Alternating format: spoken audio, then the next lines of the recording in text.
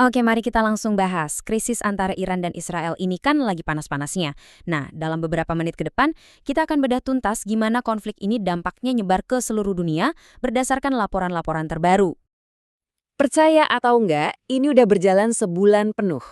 Sebulan penuh Iran, Israel, dan Amerika Serikat saling serang, saling balas. Dan dampaknya, wah itu terasa jauh banget. Nggak cuma di medan perang aja. Biar gampang pahamnya, kita bakal bagi pembahasan ini jadi 4 bagian ya. Pertama, kita lihat pusatnya, yaitu serangan langsung antara Iran dan Israel. Terus, kita ikuti gimana konflik ini merembet ke wilayah lain. Lalu, kita cek dampaknya ke ekonomi global, dan terakhir, kita dengerin perang kata-kata yang ikut memanaskan suasana. Oke, kita masuk bagian pertama. Tembakan langsung. Disinilah semuanya berawal. Aksi militer yang benar-benar terjadi antara dua pemain utamanya.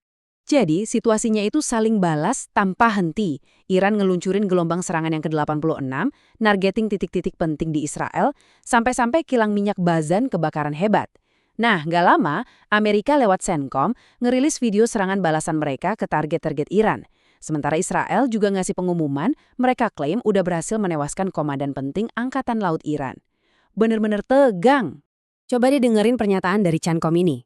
Ini bukan sekedar balas-balasan biasa loh, ini tuh kayak pernyataan misi yang jelas banget. Mereka mau melumpuhkan kekuatan militer Iran secara sistematis. Dari sini aja udah kelihatan seberapa dalam Amerika Serikat terlibat di konflik ini. Sekarang, bagian kedua, konflik menyebar. Masalahnya, konflik ini tuh nggak cuma diam-diam di antara Iran dan Israel.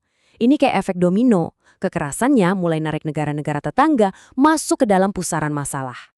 Di kawasan Timur Tengah, kita jadi lihat dua cerita yang kontras banget terjadi di waktu yang sama. Di satu sisi, eskalasi militer makin panas. Hizbullah sama Israel saling serang di perbatasan Lebanon. Tapi di sisi lain, ada juga usaha diplomasi yang serius dari Arab Saudi, Qatar, dan Yordania. Mereka lagi pusing cari cara biar situasi nggak makin parah. Dan dampak kemanusiaannya, ini yang bikin miris banget. Cuma di Lebanon aja udah lebih dari 1.200 orang meninggal. Yang lebih menyedihkan lagi, 52 diantaranya itu petugas kesehatan. Orang-orang yang harusnya nyelamatin nyawa, malah jadi korban. Selain korban jiwa, ada juga krisis pengungsian yang skalanya raksasa. Coba bayangin, lebih dari 1 juta orang terpaksa kabur dari rumah mereka di Lebanon. Ini benar-benar tragedi kemanusiaan yang luar biasa besar. Lanjut ke bagian ketiga, dampak ekonomi global. Nah, getaran dari konflik ini nggak berhenti di Timur Tengah. Getarannya terasa di seluruh dunia dan kemungkinan besar terasa juga di dompet kita masing-masing. Anda mungkin mikir, konflik di sana, apa hubungannya sama saya di sini?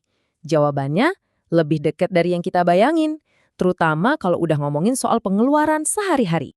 Jadi, kenapa sih biaya hidup jadi terasa lebih mahal?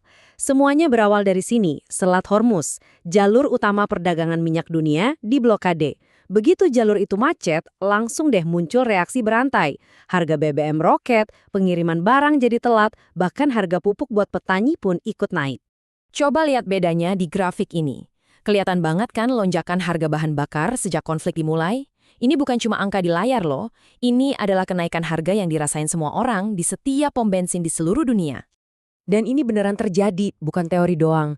Di Italia, orang-orang sampai bilang buah dan sayur itu udah jadi barang mewah, saking mahalnya.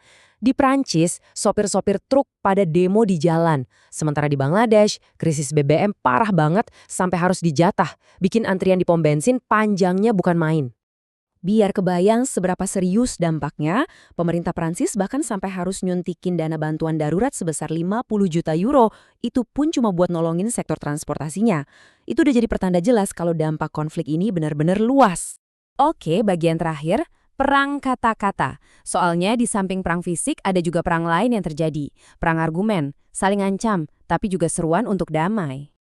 Dari pihak Iran, Presiden Pezeshkian menegaskan kalau keputusan apapun buat mengakhiri perang harus sesuai dengan kepentingan nasional Iran.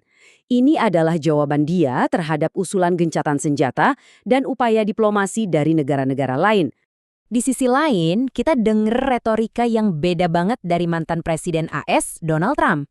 Dia pamer kekuatan militer Amerika dan secara spesifik mengancam mau merebut Pulau Kark, yang notabene pusat penyimpanan bahan bakar utama Iran.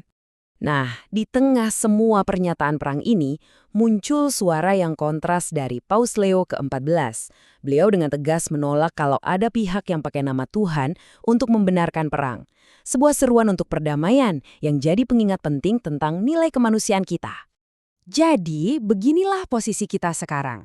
Ekonomi global lagi sulit, ketegangan militer di puncak, dan para pemimpin saling melempar ancaman. Ini semua membawa kita ke satu pertanyaan paling penting. Sebenarnya jalan keluarnya ada di mana?